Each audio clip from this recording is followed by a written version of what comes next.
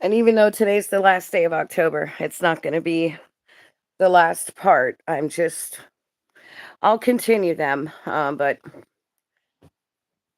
um, we're just going to do part three right now. I'm not going to make this as very long if I can. Sorry, I'm trying to get the phone situated, guys. Bear with me. Um, uh, I lay down when I do these videos because it's really, really hard for me to share this stuff. And if I have to sit up the whole time, I feel like I'm sitting at attention and tense. And I prefer to lay down and be decompressed while I share these heavy duty stories. It's very hard for me. Um, Come here, honey. You want to come here? My baby kitten. My baby. It's Chicken Nugget. Um, Hi, Steven. Thank you. Thank you. So I have had one person ask me to help them understand a little bit more about the whole party favor situation. And um like, I never experienced the baby oil like they've been talking about from the Diddy parties, right? The Sean Combs parties. But they do use things in drinks and things that lubricants, GHB and stuff. They do inject it into the anus. A lot of people wondered how they get it into you, like ecstasy and stuff. Usually they do it in a way like that that you're not expecting, especially when it comes to the anal injection. Some of them just blatantly do it right with a syringe, but sometimes they'll, like, be SAing you and put it in there before they rape. Yep. You. So I'm using terminology that will not be censored. So you'll just have to read between the lines of the strange terminology I'm using. And because in that area of the body, in that particular orifice, it absorbs very quickly into the bloodstream.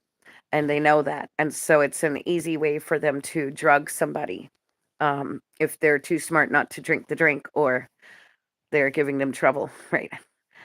And topical lubricant is not an option or something. There's just different ways. And the party favor thing,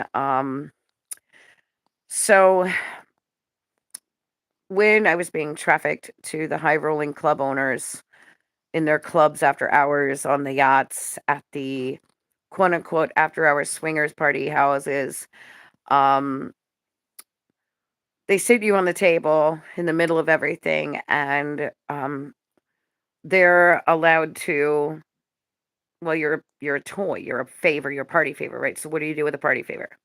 You play with it, you know, throw it around, you can break it, doesn't matter. It's disposable. Um and How are you playful all of a sudden? Um and they will test drive you and stuff. They don't actually SA you at that point, with actual um pen, intercourse. They're usually fondling and things like that, looking at things, licking and stuff. It's just really gross. Um, it's like having taste testing different cakes that you want to have at your wedding, or taste testing different wines if you're into wine tasting, right? So they're testing you out, and it's just a party favor. You're there for them to use as a toy. Um, and in the swingers houses, I know that those are hard for people to understand. They would pass it off as if it's just a place for, like, married couples to go, um, you know, have open marriage fun. But really, they, like I said, they have the one room that's a theater room. And you have to not only pay a large sum of money to get in to watch the CP, but you have to be strip searched to make sure you're not wearing a wire and stuff before you go in. And It's a locked door, so no one can just walk into the theater room. They have certain rooms set aside for people, and it's usually married couples. Um, there they put in orders. They put in their order. It's like when you go to a restaurant, right?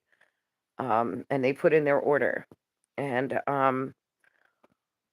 or where do you want to be seated, kind of thing. And there's like certain parts of the house that are designated for people that want to put it in order. And yes, like put it in order. They put it in order. They like how they uh the um the larger things that people have seen coming out with Hollywood and other politicians and people involved in the higher ranks of like I don't want to say the names of their clubs, but they use the terms pizza and hot dogs and things. Okay.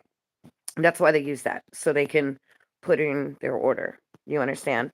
Um and so they would order whatever terminology was called to be used.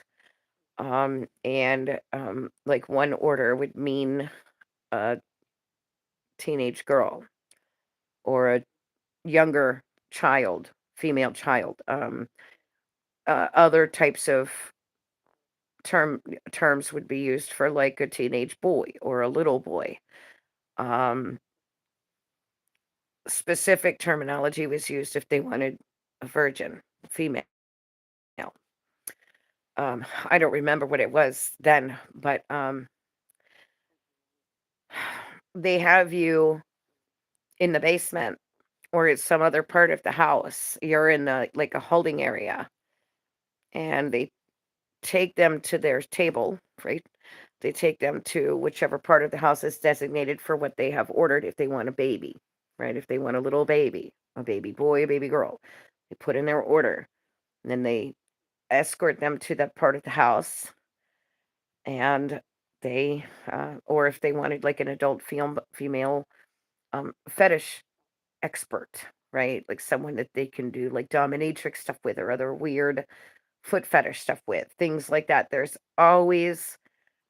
always have a large supply that they use for all these different fetishes, and they take them to that particular area of the house. These are huge mansions. They don't do them in little houses, with like two-story houses. These are really huge mansions and stuff like in Daytona, DeLand, Fort Lauderdale, Sanibel, very rich areas, South Miami and stuff, right? South Beach. And it's not like a regular condo where it's one floor. It's got to be, they're always at the large houses where they can designate certain parts of the house for these particular fetishes. Um, and then they deliver the order. And you're usually so out of it um, from whatever they've drugged you with that you really can't fight back, even if you wanted to. And if you do, um, you are removed and someone else put in your place, and they take you to be straightened out. They beat you up and stuff and discipline you. You're not allowed to cry. You're not allowed to talk back. You're not allowed to fight back.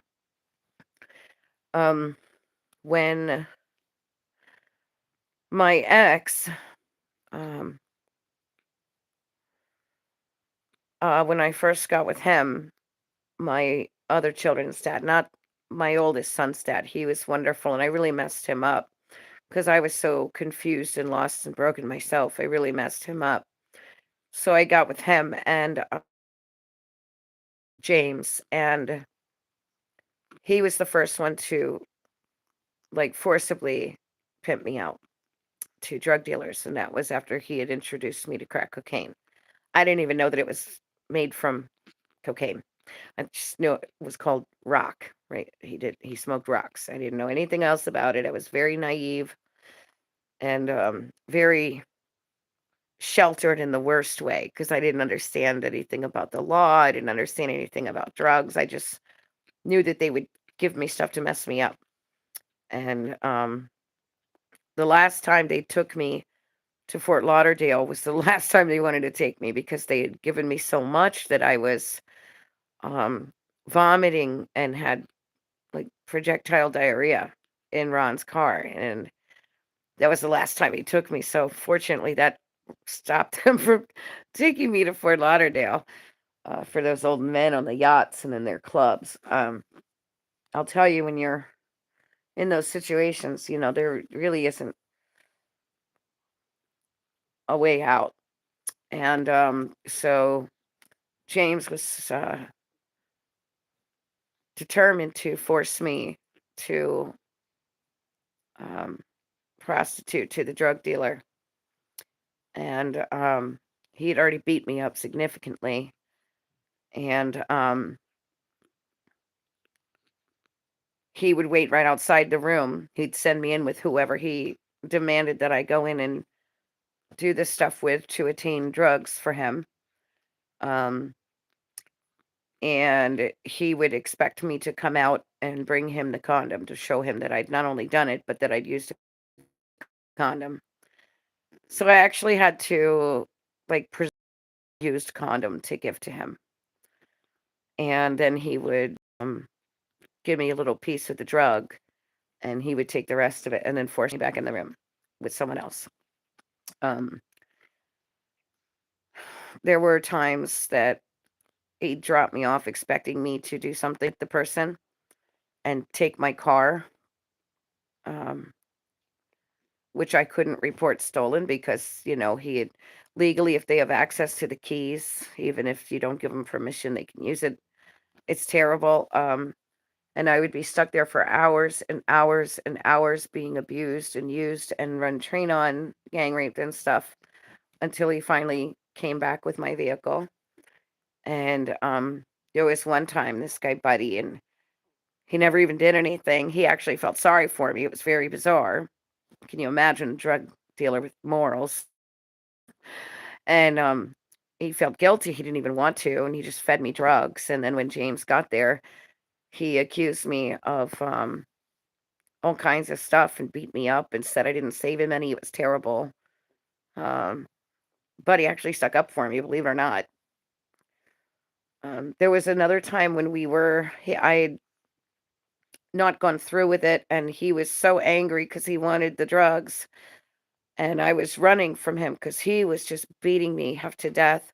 And I was running through the neighborhood there in Fort Myers, and this man came out and he said, "Hey, what are you doing?" and tried to stop him, but James was quite the terror. And he said, "What are you gonna do? Be the hero of the day?" And he slammed the guy's face into the payphone and split his face open. And God, I never even after that, I couldn't even stand for anybody to try to help me because I knew that he was gonna really, really hurt them.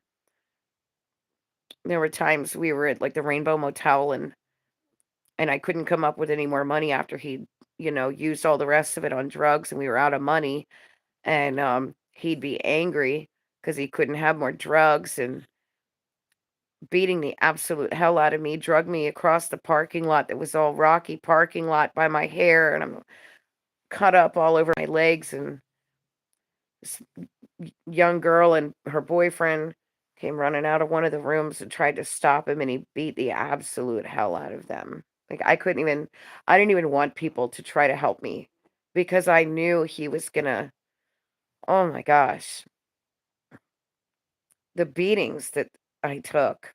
I have scars here and here, where he split my head open, pistol whipped me, um, threw a cordless phone at my head one time because he was mad at me because I wasn't agreeing to try to come up with money for more drugs. I was tired. I didn't wanna keep d I just wanted to be done. I wanted him to go away and shut up. And so he called one of his other side chicks, right? He always would do it in front of me on purpose and be laughing in my face, talking to these other females. And I said something. If God forbid I say something because the shit was gonna hit the fan. And I had said something about him being on the phone with this other female, and he threw the cordless phone at me, and it split my head open so bad there was blood everywhere. I'm blacking out. I mean, it was just pouring out of my head, and his brother, Kyle, put me in the bathtub, tried to clean it off, but he wouldn't let me go to the hospital because, of course, then he would get busted. And here I am with blood. It was just gushing out of my head, and I'm blacking out. I must have been like that for 3 days because he was so tweaked out and he was afraid to get busted, so he wouldn't let me go get help. He wouldn't let me go to the hospital. And I finally was able to sneak out, and I went next door, and I had just blood caked all over me. I had my driver's license in my hand, and I had my cat lover girl. I didn't care about anything else. I left all my clothes, I left everything there, and I snuck out, and they let me use their cordless phone to call my grandmother, and she drove. I think I mentioned this the other day, but she drove, like, it took her only 30 minutes to make the hour and 20-minute drive. She drove so fast to Sarasota or Bradenton to come get me. Um, I remember when, a little further back than that, more towards the beginning where I was living in my car with him, 'cause I just couldn't even afford the hotels because he would wanna get the money back. We'd pay for the hotel for the night, and then he want me to go get a refund because he wanted that money for drugs because we were out of money. So I'd have to go do that, and we were just in the car, and he would, force me to call people to manipulate him or Johns to do jobs with, and he would be right there underneath the clothes. All of our clothes were mound in the back seat. It was like a mound of clothing, and he would literally hide underneath the clothes so that they wouldn't see him when they would meet up with me, and he would have the window cracked so he could hear me to make sure that I was doing what he told me to do, what I was supposed to do. Because if I didn't have that money, if I didn't find a way to get that money out of them, then, you know, he was gonna beat the hell out of me. Um, the last night my granddaddy was alive, he had demanded that I come up with money, of course, right? "Let's go to your grandparents, make them give you some money." Well, I noticed there was a lot of extra cars parked outside their house and a different one also parked in the driveway, and I, had been in such a terrible mess with him that I didn't realize that my uncle Woodrow was in town and other family members because my granddaddy was dying, right? And I didn't even know. In fact, at that time, he was in the hospital and it was his last night alive, and they were all at the hospital. And when I snuck in, I was so scared because James was hiding under the clothes in the back seat. And if I wouldn't have done it, he would have killed me probably. So I go in and I knew this eerie feeling was all over me. And I was like, what's going on? Why is it so empty in here? Mind you, it's 1:30 in the morning, but I'm so afraid to go in and not come out with something because James would kill me. He was going to kill me. And that, I didn't put 2 and 2 together, that there was nobody in my grandmother's house at 1:30 in the morning, but all these cars outside. I went in the bedroom and went into my granddaddy's drawer and took all the money out of his wallet. There was a couple hundred, and I took his little gun and some ammo so we could sell the gun, right? And we leave, and I still didn't put it together, but I was just so glad to have something to go out with so he wouldn't beat me up or kill me, that I didn't realize that my granddaddy was in the hospital dying at that moment, right? And a couple days later, this is before cell phones and online and stuff, they were able to track me down at the club that I was working at, the strip club, and they had me come back in the office and get on the phone, and they told me the granddaddy died, and they couldn't believe it that I would do that, and I stole from him on his deathbed, and of course, I was not invited to his wake, and I was to stay away from my Grammy's house. I'll tell you, that sucked the life right out of me. I just I felt so low, and I said James was gonna kill me if I didn't come out with something, and, of course, that wasn't enough. I mean, you just that's just wrong, and it took me a long time to find my way around to forgiving myself, and I still haven't fully. I never got to tell my granddaddy I was sorry. I got to tell my grandma. God gave me that chance for sure. I was able to receive her blessing and forgiveness before she passed away. I took care of her until her last breath. I love my Grammy. And soon after that was when we were up for days, and he'd been beating me up and um, demanding I keep driving and getting money. And I mean, I was so out of it.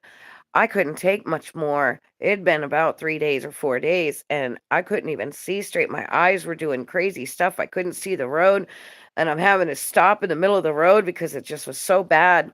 My vision was so distorted. And he, what are you stopping for? And hit me in the head, made me keep driving. Phew. We pulled together enough pennies out of the console and went to Wendy's and got 2 burgers and 2 fries and 1 soda. And he had already finished his stuff in the back seat and decided he wanted some of mine. I hadn't even had a chance to take a bite of mine yet. And I said, no, I haven't even eaten in days. And every time I get something for us, you take like every bit of it. I get like a couple bites. No, I'm hungry too. I'll tell you what, I had just turned off of Pine Island Road.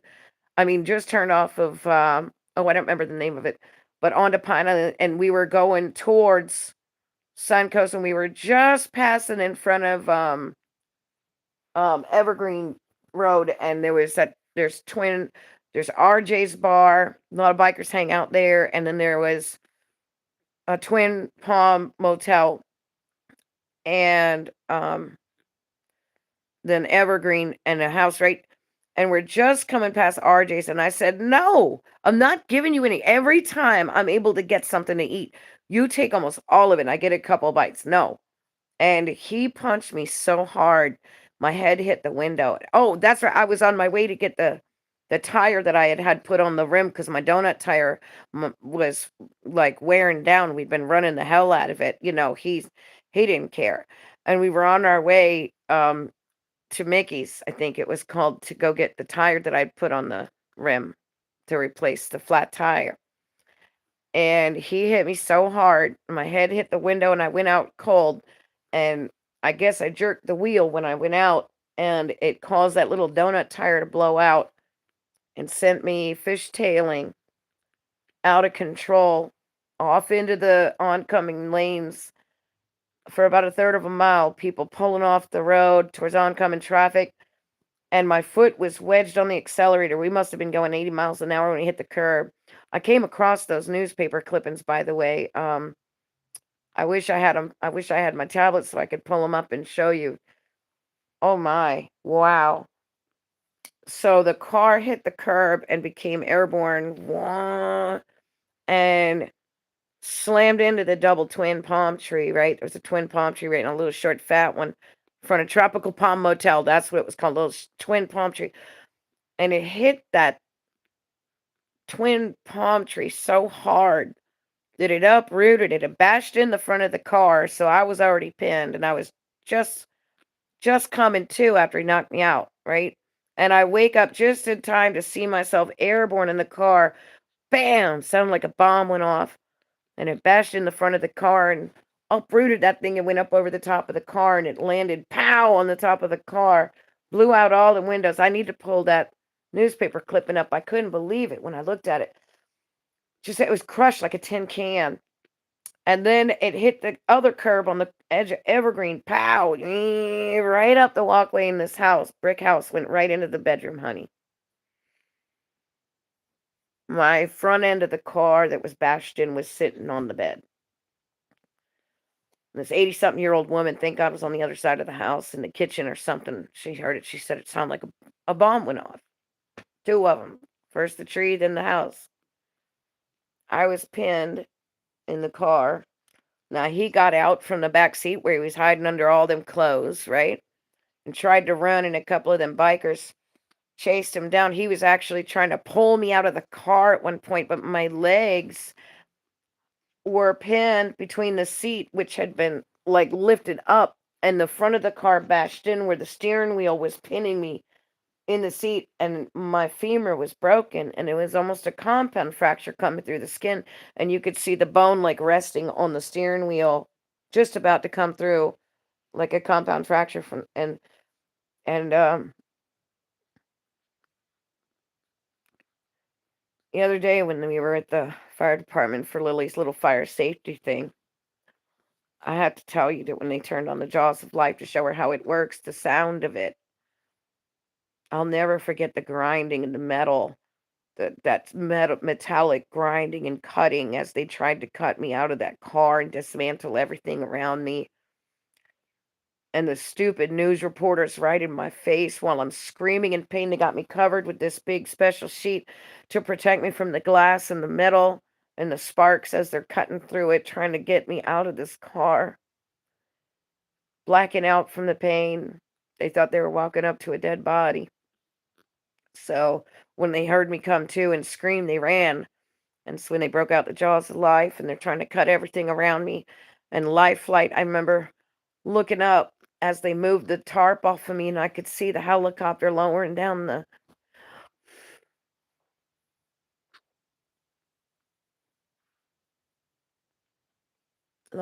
gurney.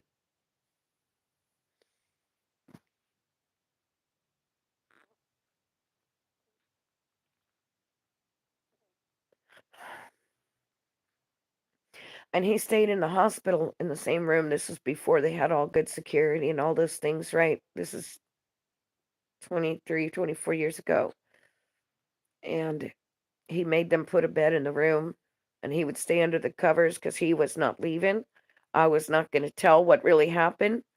And he made sure that he ate my meals for me so they would bring me extra because they already knew he was taking my meals. Um, if I wasn't still trying to I was in the hospital 3 months, if I wasn't still trying to come up with money for him even while I was laid up in the hospital with my leg and that traction thing, and they had to do the intramedullary rod and nailing and put that big titanium rod through my femur. My collarbone, my clavicle was shattered over here. I have a missing part of my collarbone.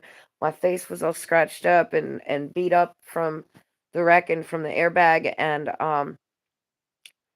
if I wasn't willing to come up with money, he would punch me in my leg where they just did the femur surgery where I had the broken femur. He would hit me in my leg and stuff. And he'd be doing that dope right in the room. And I was so out of it. And the nurses and doctors didn't even know what to do because they didn't have any way to prove because there wasn't security cameras, there wasn't security, there wasn't all that stuff back then in hospitals. And they would just make sure I had food and stuff. And when they would come in, he'd just hide under the covers in the bed next to my hospital bed, When my Grammy came in with my uncle, and this is just after everything happened with my granddaddy, um, they knew he was there, but they just wouldn't even look that way. And my grandma said, Stephanie, what are you doing? What are you doing? Stephanie, do you know what that car looks like?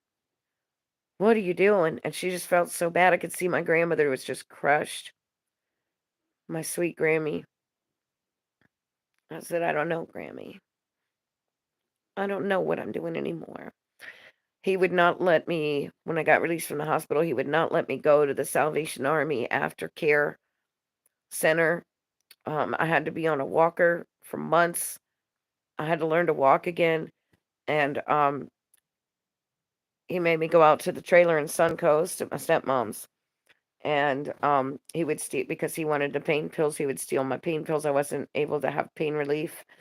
He would kick me in my leg, make me drag it behind myself down the hallway, through my walker outside, and him and his brother urinated my walker, that they threw outside. I didn't even have my walker.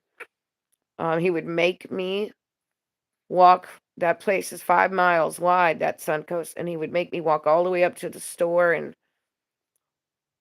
use the payphone to call and get money for him to have his drugs. Every time I'd get my new prescription of pain medicine for all my injuries and the broken femur, he would take it and go sell it for crack and stuff or use it himself. Um,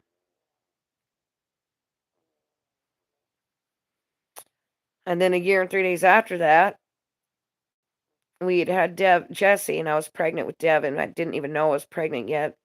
And here we were at that same place, and he decided he wanted to leave me because I wasn't worth nothing because I wouldn't get him any more dope money. And Jesse was sleeping in his little bassinet, and I said, "You know what? Just forget it. I'm gonna do this. I'm gonna go take him his clothes so he can go find him someone new because I don't even care anymore." And I got 2 little grocery bags with his little bit of clothes and toiletries, and thank God I didn't pick up Jesse to take him with me around to the neighboring trailer where he was with his buddy Joe and his brother Kyle and all them. And I put the clothes on the doorstep, and they were pulling out Joe's car to go to the store and get beer or something. And Joe had these 2 Rottweilers that he had picked up running loose off the road. He named Brutus and Reba. And Brutus was supposed to be in the fence, but you could tell it wasn't very sturdy. Rita was half-ass tied up to the trailer underneath. And I don't know which one of them said it, but they were laughing. I said, "Here's your clothes. Go ahead and find you someone new. Go find you a new B word." And somebody in the car said, "Get her, Brutus, get her, Reba." Ha ha ha. They all laughed and drove off. Well, the dogs did just that. And they ripped me apart. I can show you my scars. So this is my scar from the surgery, from the femur surgery right here. That's where they had to take that big slide hammer and pound that metal rod out, and I have the metal rod here actually. But this is the scar from where the dogs ripped the muscle in my leg in half. That is where the Brutus, he tore the muscle completely apart, and you could see it like trying to contract, and you could see that big vein. He barely missed that vein. I do have scars on the back of my legs from them. He was trying to get to my neck and get to my shoulder, and so I still have scars. Let me see if I can show you. They're a little bit more faded here on my arms. You can see the let me see if I can do it here and here. So when I turn the camera, you're going to look for these weird spots right here where he grabbed my arm and he was trying to pull it off my head. I don't know where my femur rod is, but I have it. I kept it after they did the surgery a couple years ago and took it out because 20 years of trauma came out with that rod.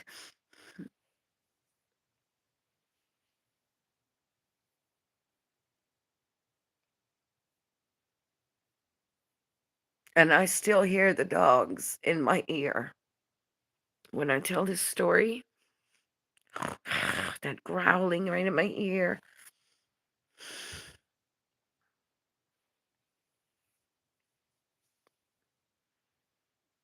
They had to put 3 layers of internal stitches and staples on the outside and a drainage tube on my leg. And it kept getting infected. Dog bites. You wouldn't believe the stuff that came out of it. I could see the fat cells hanging everywhere. I don't know if y'all ever seen fat cells from the body. It looks like yellow tapioca.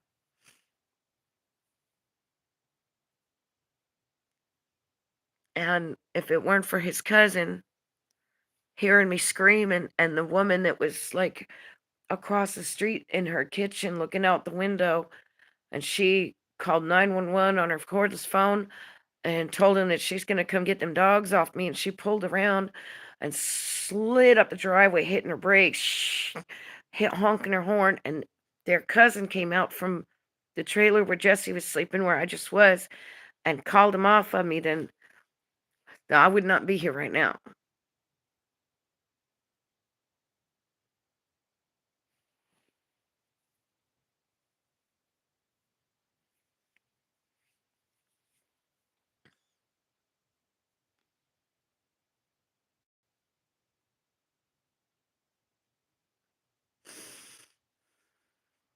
I'm in left for dead in the middle of the hood, in the middle of the night, pistol whipped and raped.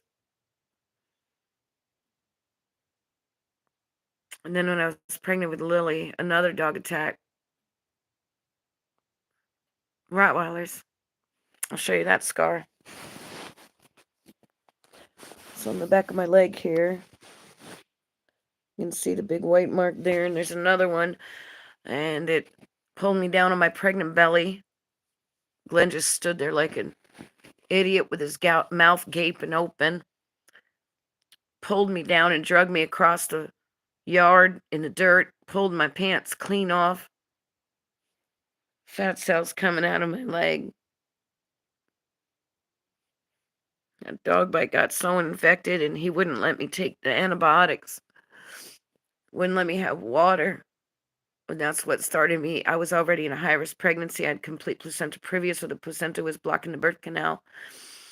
And the infection is what finally caused my water to break, and I was hemorrhaging, and that's why Lily was born 10 weeks early.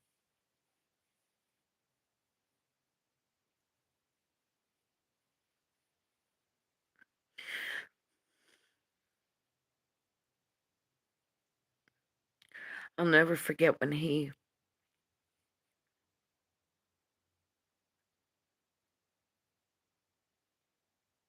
was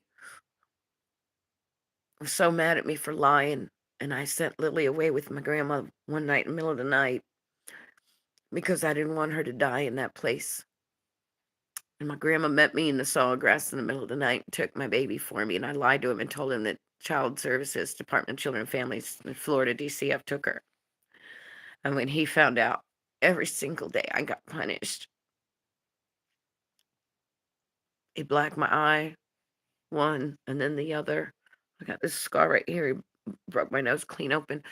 He emptied a can of pepper spray point blank in my face and burned my skin. You see all the little white marks. My face was all burned. My fingers were so cut up from trying to get away from him that I got cut up, and I had MRSA.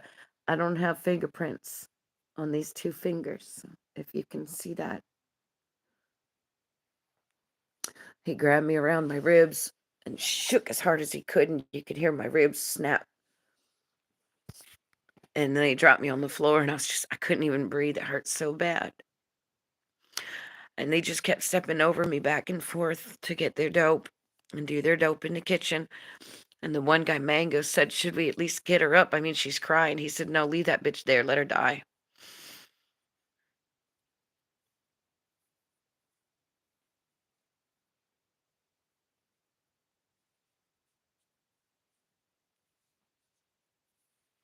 I don't think I'll ever be a whole person. I don't think all the CPTSD counseling in the world, I don't even think all the prayer in the world can fix what's been broken in me. But I'm better than I ever have been now. I'm free now. I live to tell about it.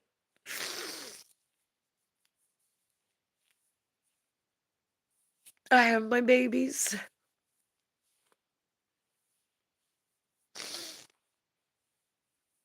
I remember the one of the very few times Dave let Randy come spend a night with me. And I was pregnant with Jesse. And I didn't want to do drugs because my baby was there. And I wanted to spend time with my Randy. And James was very upset about that because I bought pizza from the grocery store to treat my baby to, my 4-year-old son to. Randy. Or maybe 7. No, he was about 7 almost. 6 or 7. And he got so mad at me because I wouldn't get dope. I wouldn't get dope. And I spent it on groceries. So I could feed Randy a nice supper and have some fun pizza party with my baby. And he started to beat me and beat me in front of that little boy. And Randy, little tiny Randy, got in front of me and he put his arms out. He said, "Don't you hit my mama again. You better stop hitting my mama. Don't you do that to my mama. I'll hit you." He laughed in Randy's face, but he stopped. They wouldn't let him come spend the night with me anymore. And I don't blame him.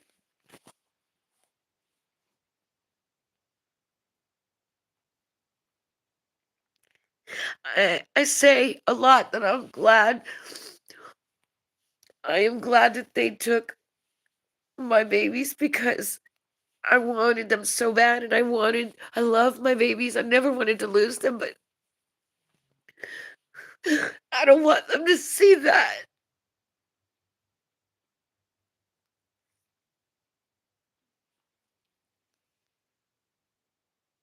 Lily had to see too much when I was let Len come home a few years ago after 5 years of estrangement. I'm glad he's gone. I'm glad it's over. I'm so glad it's over.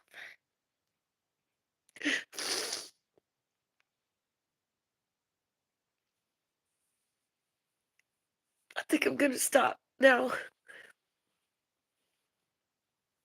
Thank you for joining me. Thank you, Stephen, for moderating. Ask, believe, and listen, please.